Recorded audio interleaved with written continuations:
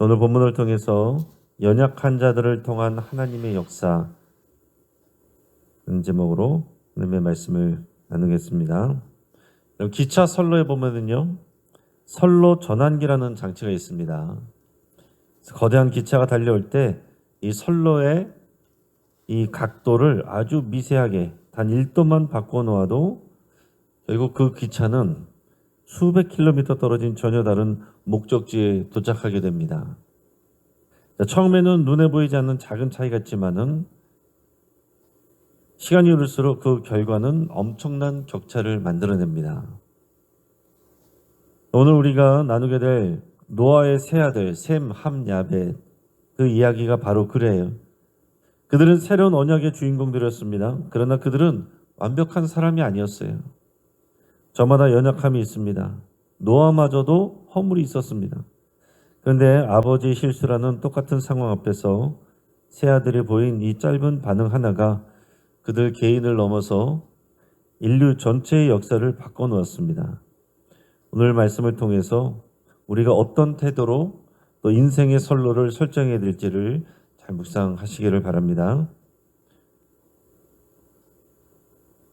그럼 먼저 20절, 21절, 오늘 본문의 20절, 21절 같이 읽겠습니다. 노아가 농사를 시작하여 포도나무를 심었더니 포도주를 마시고 취하여 그 장막 안에서 벌거벗은지라.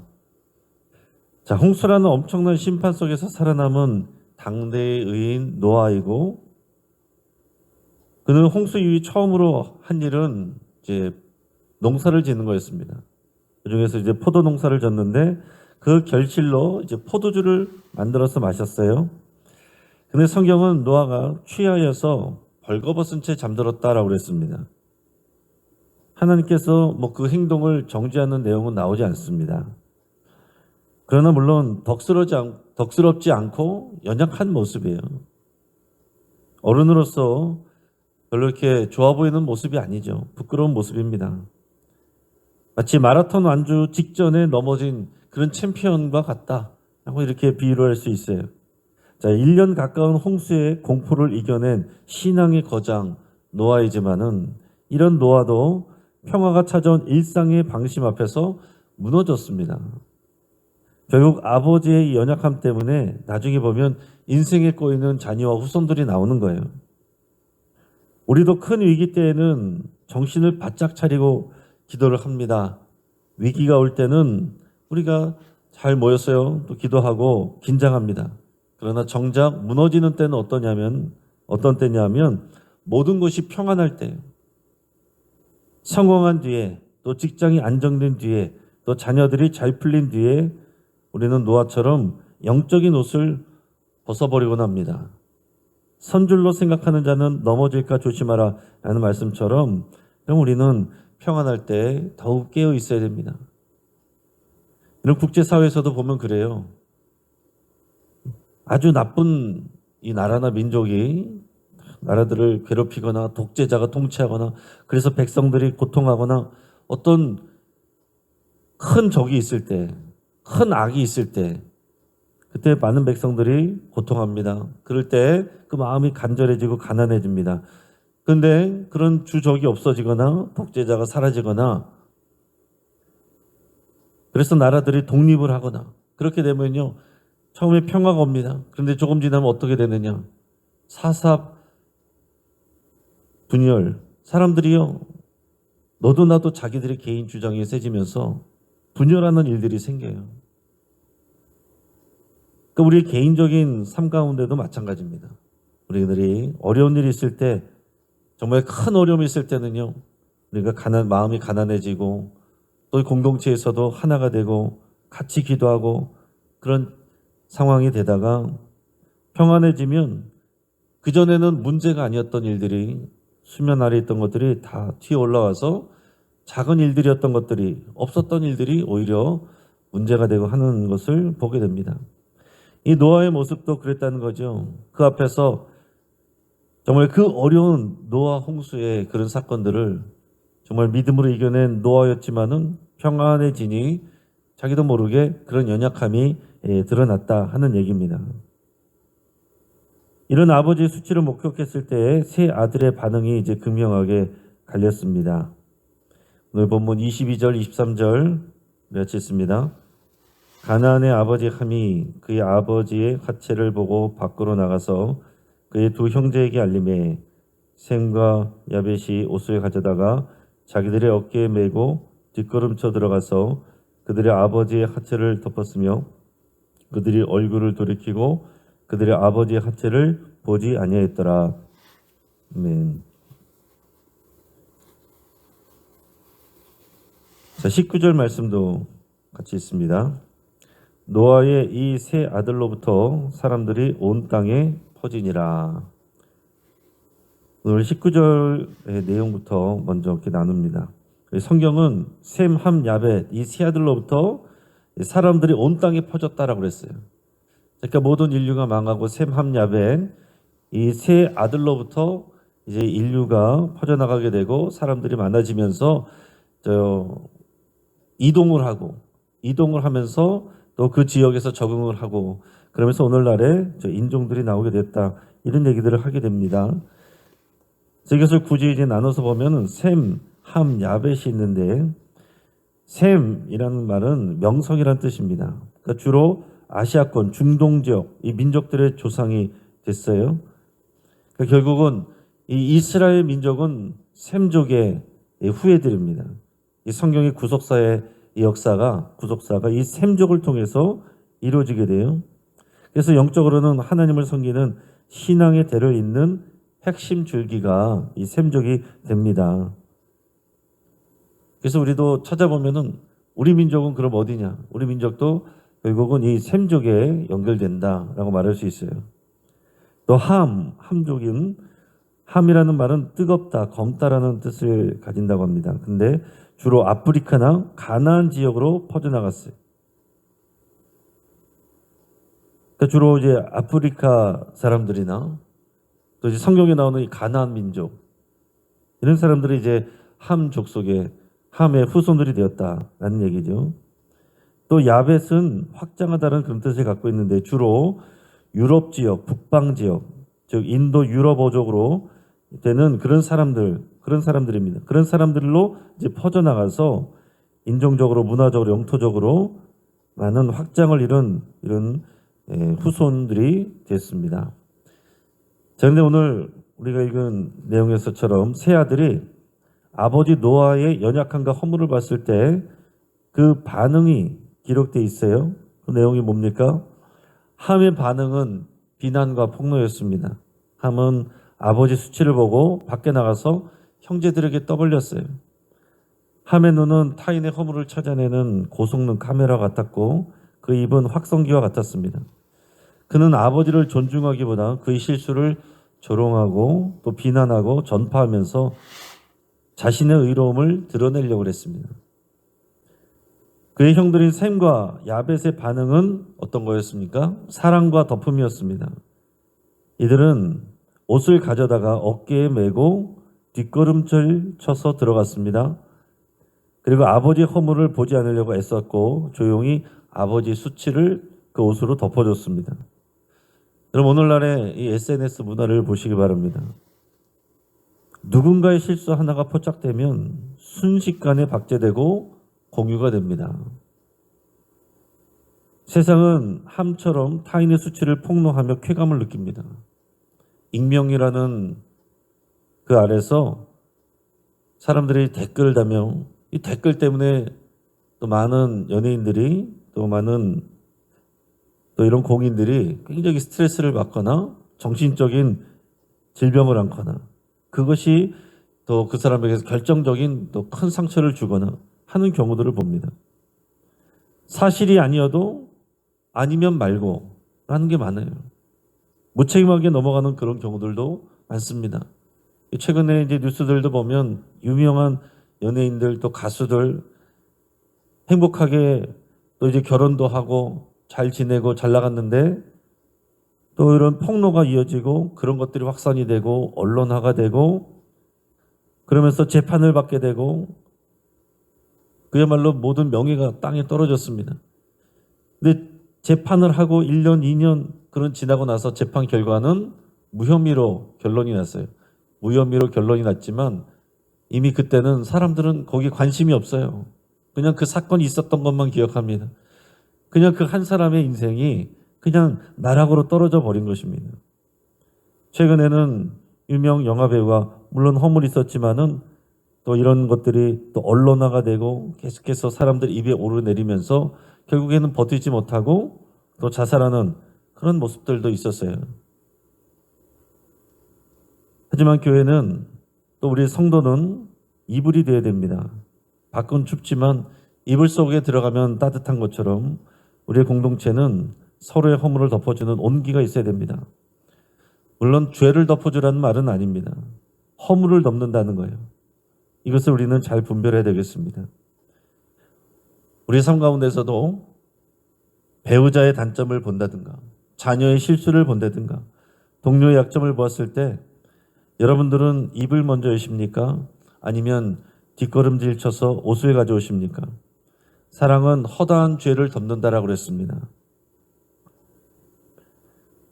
이런 선택은 그 가정에서의 문제로 끝나는 것이 아니라 그 역사의 물줄기를 만들게 됩니다. 24절에서 27절까지 말씀을 같이 읽겠습니다.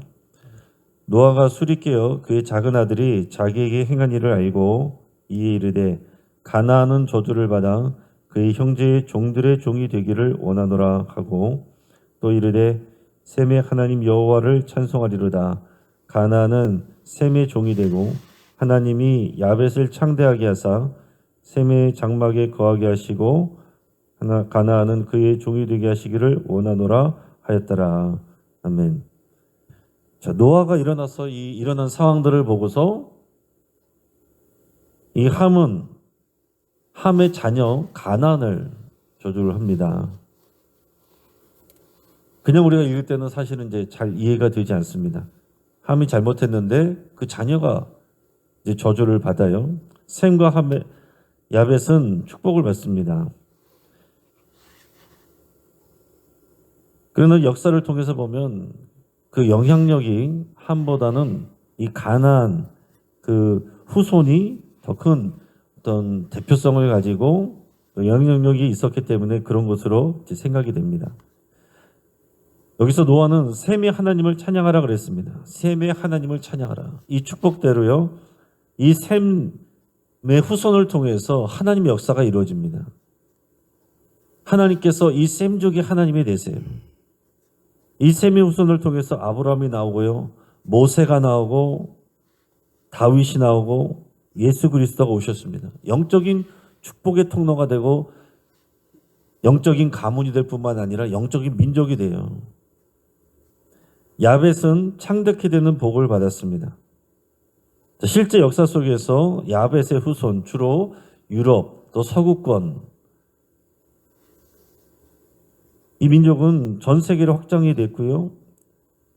결국 그들은 셈의 장막 안으로 들어와서 함께 구원을 얻게 됐습니다. 셈의 장막 안으로 들어왔다는 것은 우리가 보면 주로 이제 복음이 이 유럽 국가, 서구권 국가들이 주로 이제 복음을 받아들였잖아요. 이 셈의 장막 안에 들어왔다 이렇게 얘기할 수 있습니다. 또 함의 자녀 가나안이 저주를 받았는데 함의 아들 가나안은 영적인 무질서와 우상숭배의 길을 걷게 됩니다.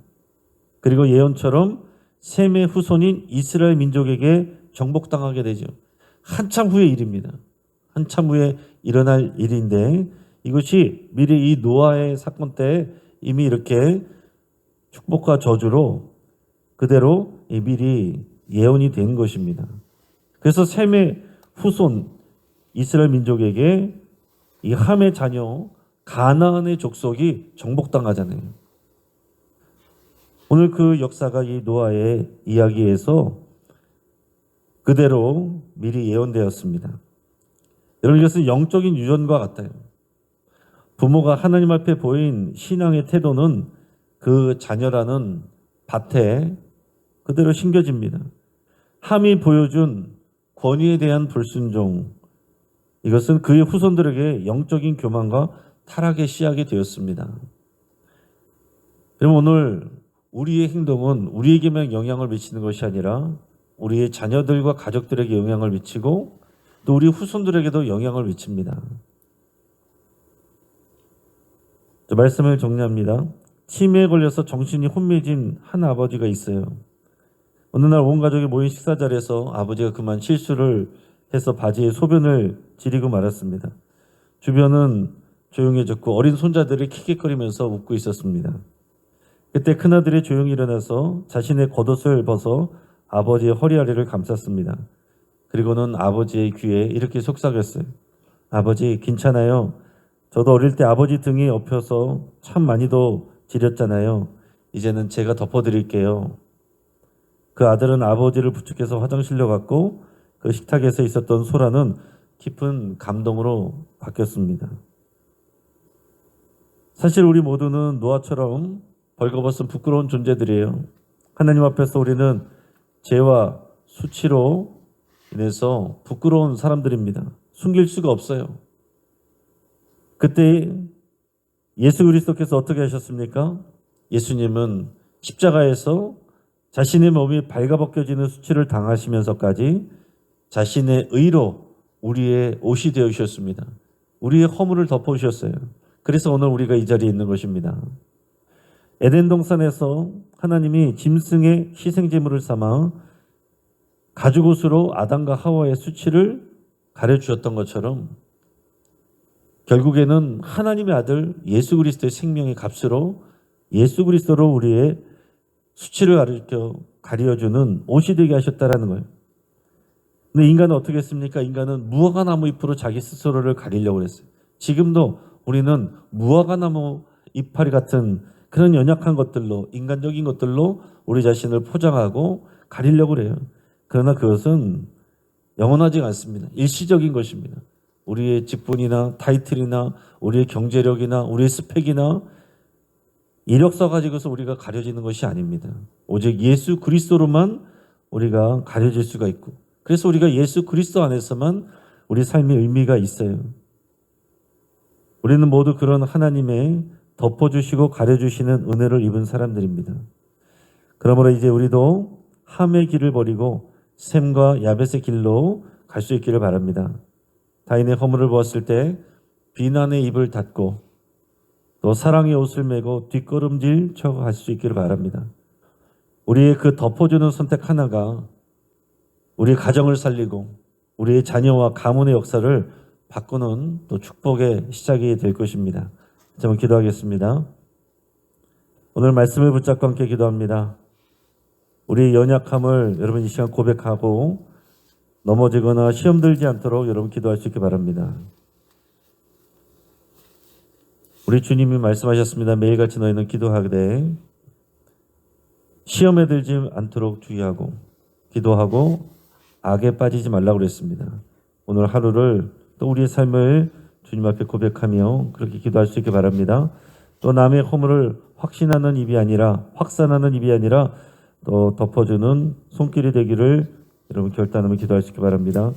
또 우리의 믿음의 자녀와 후손들에게 우리가 본이 되고 복이 되기를 위해서 함께 기도하겠습니다. 그래서 셈의 후손과 이 가문과 민족이 되는 것 같이 또 우리를 통하여서 우리의 믿음의 선택을 통하여서 우리의 믿음의 본을 통하여서 우리의 가정과 가문이 또 그렇게 영적인 가문 될 수 있도록 위해서 여러분 간절히 기도하시기 바랍니다. 환우들을 위해서 같이 기도해 주시고 오늘 5060 세대를 위해서 함께 기도하겠습니다. 5060 세대 교회의 중심 세대입니다. 성숙한 믿음의 본이 되기를 위해서 함께 기도하겠습니다. 금요일 저녁 8시부터 진행되는 신년 부흥사경을 위해서 함께 기도해 주시기 바랍니다. 여러 가지 기도 제목 가지고 여러분들의 기도 제목 가지고 함께 기도하실 때 우리 주여 한번 부르짖고 합심해서 함께 기도합니다. 주여! 자, 오늘 본문을 통해서 아브람과 멜기세덱이라는 제목으로 말씀의 은혜를 같이 나누겠습니다.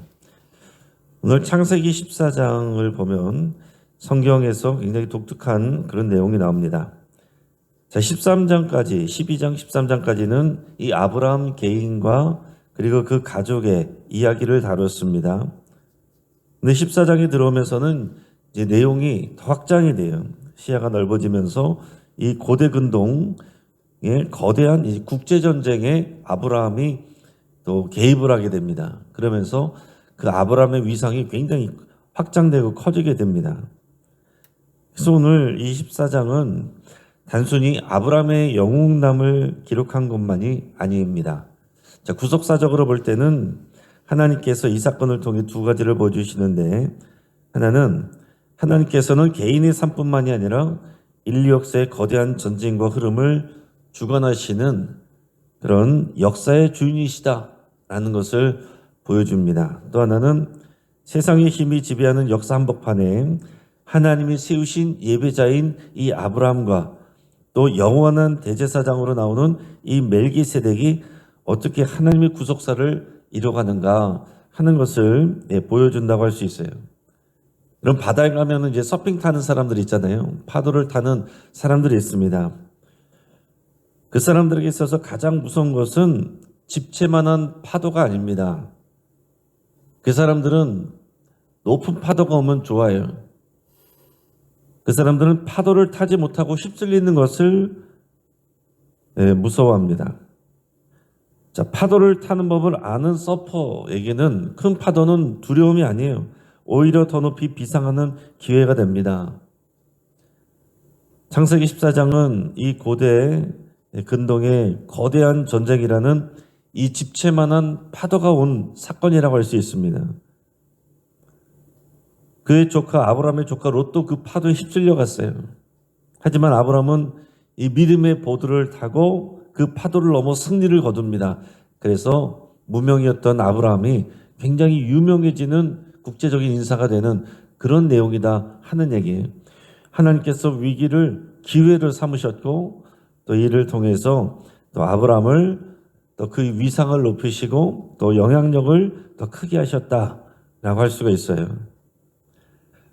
자, 먼저 1절에서 12절까지 보면 이제 전쟁이 일어나는 상황이 나오는데요. 그 당시에 이제 복잡한 고대 근동의 이제 정세가 나옵니다. 자, 간단하게 말씀을 드리면은 이제 큰 나라 왕, 메소포타미아 지역의 큰 나라 왕 네 나라가 있습니다. 그 중에서 제일 큰 나라는 엘람이라는 나라고, 엘람 왕의 이름이 그돌라오멜이에요. 하여간 이 왕이 제일 큰데, 물론 이 나라는 이제 주전 2000년 시대입니다. 그러니까 우리 세계사 역사적으로 보면요, 청동기 중기 시대예요. 굉장히 오랜 고대 시대죠. 그러니까 그때의 나라는 지금의 이 시대의 나라의 개념하고는 조금 다르죠.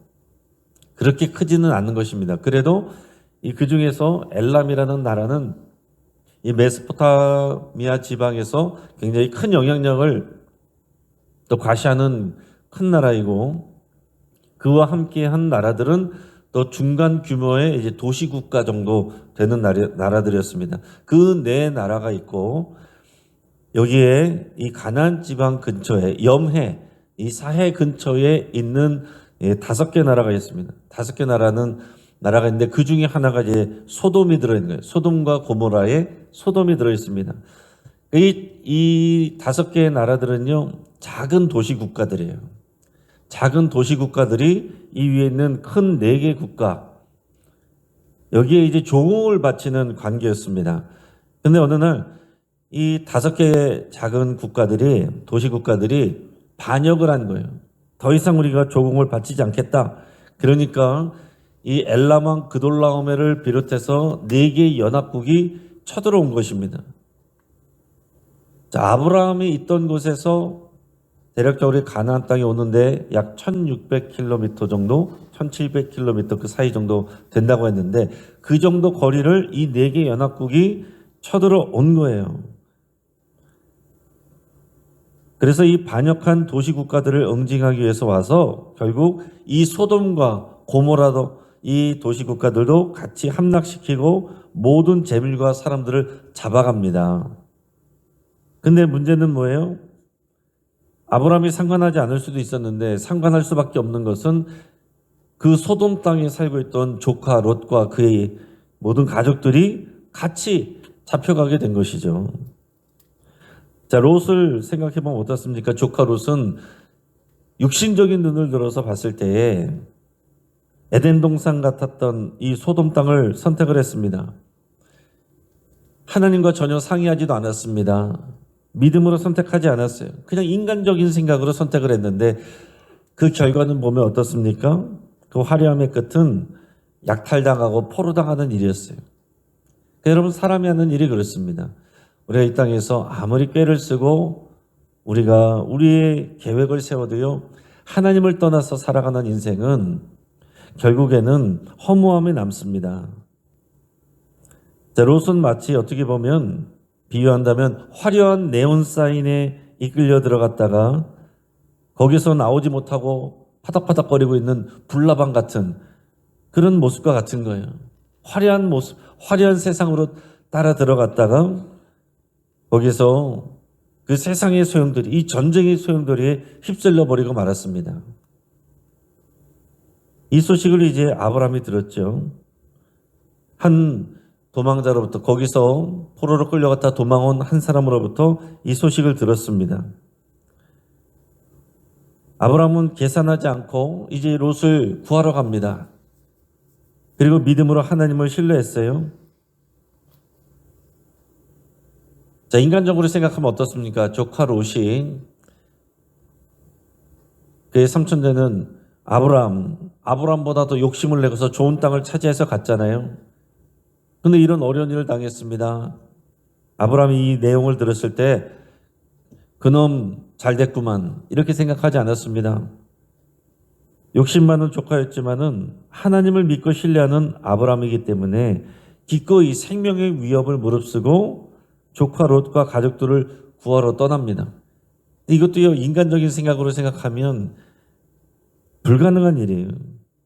어떻게 구합니까? 그 큰 나라가 이 작은 나라들을 다 이기고 다 잡아가는데 아브라함이 무슨 힘이 있다고 거기서 조카 롯을 구해올 수 있어요? 근데 아브라함은 그래도 영향력은 있는 그 족장이었습니다. 자기 집에서 길리고 훈련된 318명의 사람들이 있었어요.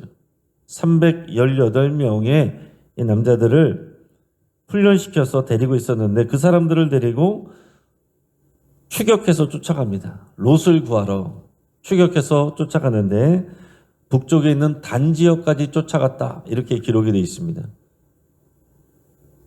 저도 이 성지 순례를 가본 적이 있어서 북쪽의 단 지역까지도 가봤는데요. 이 단 지역은요, 이 팔레스타인 땅에서 제일 북쪽에 있어요. 그 레바논하고 이제 접경에 돼 있는 가장 북쪽에 있습니다. 여기는요, 굉장히 이제 풀도 많고, 제가 단 지역에 있는 어떤 국립공원을 갔는데 거의 뭐 그냥 설악산 국립공원에 온 그런 느낌이었습니다. 그렇게 나무도 많고 물도 많고 그런 곳이에요. 그래서 이 단에서 흘러내려오는 물이 단이라는 이름을 따서 요단강이라고 되는 거예요. 그 요단강이 여매로 또 사해로 이렇게 흘러들어가게 되는 그런 곳인데 최북단까지 쫓아가서 318명을 데리고 이 아람이라고 하는 이 메소포타미아 지역에 있던 그 큰 나라, 그 당시에 가장 큰 나라, 그 나라뿐만 아니라 4개 연합국인데 그 연합군과 싸운다. 말이 안 되는 얘기거든요. 이건 그야말로 사실은 어린 소년 다윗이 거인 골리앗, 무장한 거인 골리앗 장군하고 싸우는 그것과도 비교할 수 있는 그런 일입니다. 그런데 놀랍게도 하나님께서 이 아브라함에게 승리를 주세요. 인간적인 생각으로는 이해가 될 수 없는 말이 안 되는 그런 승리를 아브라함이 거두게 된 것입니다. 그래서 결국은 조카 롯과 그의 일행들을 다 구해서 와요. 자, 여기서 먼저 생각해 보면 아브라함이 318명을 집에서 또 기르고 훈련했다. 이렇게 표현이 되어 있는데 아브라함은 믿음이 좋은 사람이었어요. 그러나 그렇다라고 해서 아무 준비 없이 살지 않았다 하는 것입니다. 자기 집에서 키운 남자들을 훈련시킨 사람들을 계획적으로 준비시켰습니다. 정예 군사처럼 만들었어요. 그래서 결국 이런 전쟁에서 놀라운 승리를 거둘 수 있었습니다. 물론 하나님께서 승리를 주셨지만은 아브라함도 나태하지 않고 이 전쟁을 이런 상황들을 대비해서 준비하고 있었다라는 것입니다. 자, 영적인 전쟁도 마찬가지예요, 여러분. 영적인 전쟁을 보면 영적인 전쟁도요, 갑자기 하는 게 아닙니다. 평소에 우리도 어떻게 돼요? 우리의 가정을 기도로 훈련하고, 또 가정 예배를 또 훈련하고, 또 자신의 삶을 영적으로 날마다 관리하는 것. 이것이 쌓여있을 때, 정작 위기가 올 때에 그때 우리가 하나님의 구원을 보게 되고 하나님 앞에 나가게 되고 준비된 자로서 하나님의 구원을 우리가 받게 되는 것입니다. 소방관은 불이 났을 때 그때서 보면 그때서야 평소에 얼마나 훈련을 했는지 증명이 됩니다. 학생들은 시험을 통해서 얼마나 평상시에 또 공부를 했는지 그게 증명이 되는 거잖아요. 우리도 마찬가지입니다. 평상시에는 다 똑같은 것 같지만은 정말 위기가 다가올 때 그때 우리가 평상시에 어떻게 영적으로 훈련되어 있는지, 준비되어 있는지 이것이 나타난다 하는 것입니다. 그래서 우리가 그냥 평상시에 평범할 때 그럴 때는 우리가 다 믿음도 좋아 보이고 사람도 좋아 보이고 그럽니다. 그러나 문제가 생기고 어려움이 생기고 위기가 오면 사람의 인격이 드러나요. 사람의 본성이 드러나요. 믿음의 수준이 드러납니다. 오늘 말씀을 통해서 또 아브라함을 묵상하면서 우리의 영적인 상황들을 돌아볼 수 있게 바랍니다. 우리가 평상시에 기도로 준비하고 있는지, 예배를 쌓고 있는지, 아니면 우리의 기도가, 우리의 예배가 급할 때만, 아니면 편안할 때만 찾는 그런 습관적인 일인지 돌아볼 수 있게 바랍니다. 자, 그렇게 해서 놀라운 승리를 거두고 이제 돌아오게 됩니다. 돌아오게 되는데 아브라함 앞에 두 명의 왕이 나타납니다. 전혀 다른 왕이에요. 근데 여기서 중요한 것은 이제 아브라함의 선택입니다. 어떤 왕이 왔냐면은 한 명은 살렘 왕 멜기세덱이라는 사람이고 한 명은 소돔의 왕이에요. 자, 소돔과 고모라에 있는 그 소돔, 죄가 가득한 그 소돔 왕이에요. 그래도 소돔 왕도 이제 감사한 거죠. 자기네들도 이제 패해서 끌려가다가 아브라함 때문에 구원을 받은 거예요. 그래서 돌아오게 됐습니다. 근데 먼저 나타난 살렘 왕 멜기세덱이라는 사람이 나오는데 이 살렘 왕 멜기세덱이요, 떡과 포도주를 들고 아브라함에게 가져와서 이제 선물로 줍니다. 그리고 아브라함을 축복을 해요. 아브라함을 축복을 하면서 하나님께 영광을 올려드립니다. 우리 오늘 본문의 17절에서 20절까지 말씀을 같이 읽겠습니다. 아브라함이 그돌라오멜과 그와 함께한 왕들을 쳐부수고 돌아올 때에 소돔 왕이 사회 골짜기 곧 왕의 골짜기로 나와 그를 영접하였고 살렘 왕 멜기세덱이 떡과 포도주를 가지고 나왔으니 그는 지극히 높으신 하나님의 제사장이었더라. 그가 아브라함에게 축복하여 이르되 천지의 주제이시오 지극히 높으신 하나님이요 아브라함에게 복을 주옵소서. 너희 대적을 내 손에 붙이신 지극히 높으신 하나님을 찬송할지로다 하매 아브라함이 그 얻은 것에서 10분의 1을 멜기세덱에게 주었더라. 아멘. 이 멜기세덱은 어떤 사람인가? 알 수가 없어요. 신비로운 이름, 신비로운 사람입니다. 그가 누구의 아들이었는지, 살렘 왕이 어느 나라의 왕인지, 어떤 나라였는지 그런 것도 다 알 수가 없어요. 근데 놀라운 것은 18절에서 보면 그는 지극히 높으신 하나님의 제사장이었다. 도시국가 왕이면서 제사장이라는 거예요. 이게 굉장히 놀라운 일이죠. 그러면서 높으신 하나님의 제사장이었대요. 자, 우리가 생각을 해보면 우리가 아브라함의 믿음의 조상이라고 알고 있는데 아브라함이요, 하나님의 제사장이자 살렘 왕으로 소개되는 멜기세덱에게 자기가 가진 것에 얻은 것의 10분의 1, 멜기세덱에게 떼어서 드립니다. 그러니까 여기서 성경에 보면 그 11조의 개념이 처음 나와요.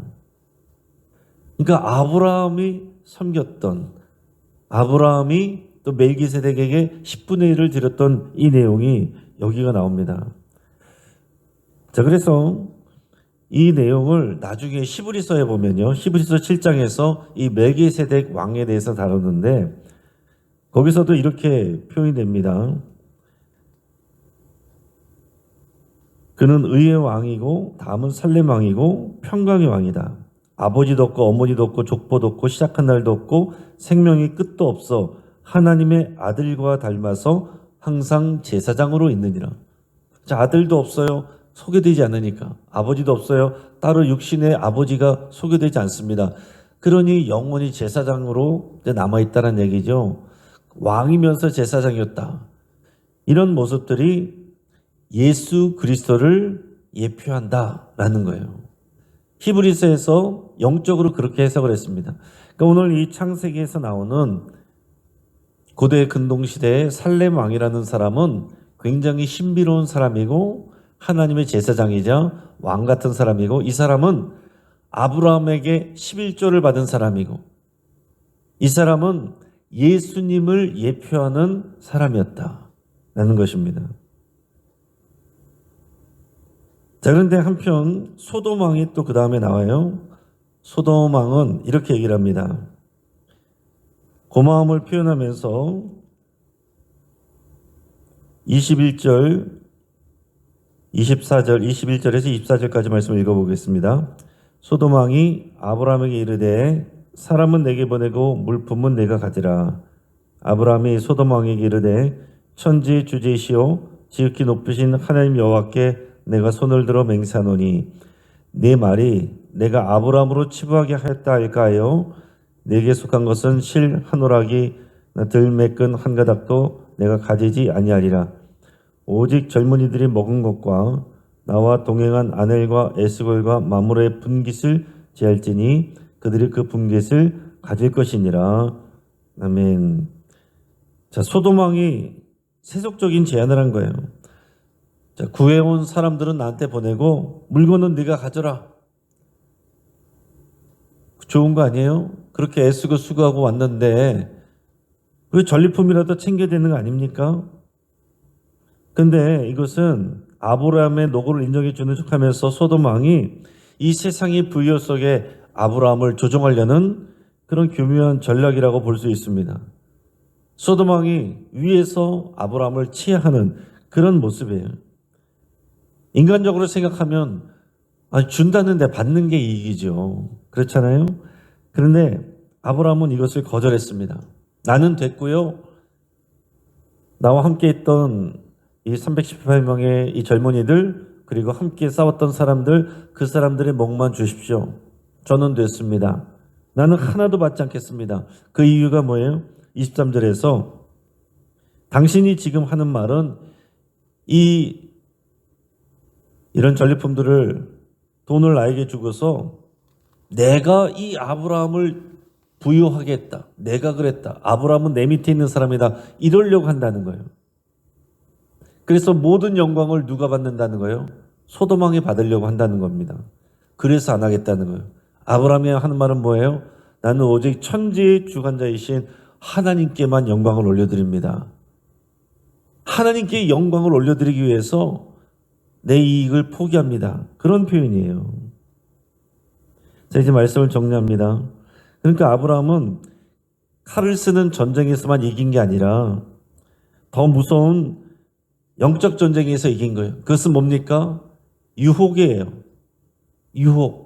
돈에 대한 유혹, 그리고 세상적인 방식으로 이기려는 유혹. 세상의 사람들을, 힘 있는 사람들을 의지하려는 유혹.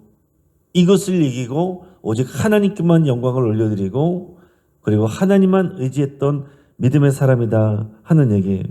그리고 오히려 자기의 것을 드려서 이 멜기세덱 하나님의 제사장에게 11조를 드렸습니다. 철저하게 믿음으로 행동했다라는 거예요. 미국 남북전쟁 당시에 링컨 대통령 이야기가 있습니다. 그 대통령의 참모 중에 한 사람이 이렇게 말했어요. 대통령님, 하나님이 우리 편이 되어주셔서 우리가 승리하게 해달라고 우리 간절히 기도해야 되지 않을까요? 그러니까 링컨이 고개를 저으면서 이렇게 대답했습니다. 아니요, 나는 하나님께 우리의 편이 되어달라고 기도하지 않습니다. 나는 오직 내가 항상 하나님 편에 서게 해달라고 기도합니다. 여러분, 이것이 굉장히 큰 차이예요. 여러분, 우리는 어떻게 기도합니까? 내가 주인 돼서 내가 계획하고 내가 항하다가 어려운 일이 생기면 하나님 나 도와달라고, 내일 좀 봐달라고 이렇게 합니다. 그러나 더 믿음이 큰 사람은 어떻게 기도합니까? 하나님이 하시는 일을 위해 나를 사용하여 주시옵소서. 나는 주님의 종입니다. 이렇게 기도하는 거예요. 여러분, 우리가 선교적 교회라고 말하는 것도요, 그 차이가 뭐냐면 내가 이런 선교를 합니다. 우리 교회가 이런 선교도 하고 저런 선교도 합니다. 이런 일들도 합니다. 그게 아니에요. 하나님의 선교, 하나님이 선교해 가시고 하나님이 구원해 가시는 일에 우리가 쓰임을 받고 동참합니다. 이 고백이 선교적 교회라는 표현이에요. 그러니까 오늘 아브라함이 선교적 삶을 살고 있는 것입니다. 그러니까 우리도 마찬가지로 우리 가정에서나 우리 일터에서나 만나는 사람들에게 우리가 선교적 삶을 산다는 것은 내가 다 계획을 세우고 내가 주인 노릇하다가 또 사람들의 힘을 의지하고 하나님께도 기도하고 그렇게 하는 것이 아니라 모든 일들 가운데 하나님이 행하시는 것을 고백하며 하나님의 뜻이 드러나기를 원하고 또 세상적인 방법과 사람을 의지하는 것이 아니라 오직 하나님만 의지하고 하나님만 드러나시게 하는 것, 그게 선교적 삶입니다. 그게 아브라함이 복받은 비결이에요. 우리의 삶에도 날마다 소돔 왕의 유혹이 찾아올 때가 있습니다. 적당히 타협해라. 이 정도 실속은 챙겨야지. 그때 아브라함처럼 대답하시기 바랍니다. 나의 상급은 오직 하나님뿐입니다. 아브라함은 소돔 왕을 붙들지 않고 하나님의 제사장 멜기세덱을 선택했습니다. 우리 매일의 삶 속에서 항상 이런 선택의 상황들이 오는 거예요. 내가 세상적인 방법과 세상적인 힘 있는 사람을 붙들고 의지할 것인가? 아니면 하나님을 의지할 것인가? 오늘도 이런 선택의 기로에서 하나님을 선택하고 믿음으로 순종하여 승리하는 저와 여러분 되기를 주의 이름으로 축복합니다. 함께 기도하겠습니다. 오늘 말씀을 붙잡고 함께 기도할 때 내가 다른 사람의 어려움을 못 본 채 하지 않고 적극적으로 도울 것을 여러분 결단하며 기도하시기 바랍니다. 아브라함이 그랬던 것처럼 이런 믿음의 사람은 누군가에게 영향력을 미치고 도움을 주는 사람입니다. 내가 오늘 만나는 사람들에게 그렇게 선한 영향력을 미치고 도움을 주겠습니다. 그렇게 결단할 수 있기 바랍니다. 항상 영적인 전쟁을 준비하고 믿음으로 모든 문제에 대처하기로 결단할 수 있기를 바랍니다. 롯과 같이 인간적인 생각과 방법이 아니라 정말 하나님의 방법으로 하나님의 뜻에 순종하겠습니다. 그렇게 결단하시고 내가 눈에 보이는 것을 선택하지 않고 보이지 않는 하나님의 은혜를 구하기로 하나님이 나의 상급입니다. 이렇게 고백하시며 기도하시기 바랍니다. 환우들을 위해서 함께 기도해 주시고 우리 교회 우리 지역사회를 섬기는 모든 일들 또 사랑의 건강식 늘 푸른 대학을 비롯해서 또 우리 교회가 위탁받아 운영하는 길꽃 어린이도서관, 우장삼 숲속도서관, 또 강서 시니어클럽 등을 위해서 기도하시고 이런 모든 일들이 하나님의 선교, 하나님의 또 선하심을 드러내는 통로가 되기를 위해서 함께 기도하겠습니다. 우리 최규철 올라 목사님과 은퇴하신 모든 분들의 영육간의 강건함과 평안을 부어주시고 그냥 나이 들어가시는 것이 아니라 그 속사람이 날마다 새로워지기를 우리 축복하며 기도하겠습니다. 이 시간 주여 한번 부르짖고 합시면서 기도하겠습니다. 주여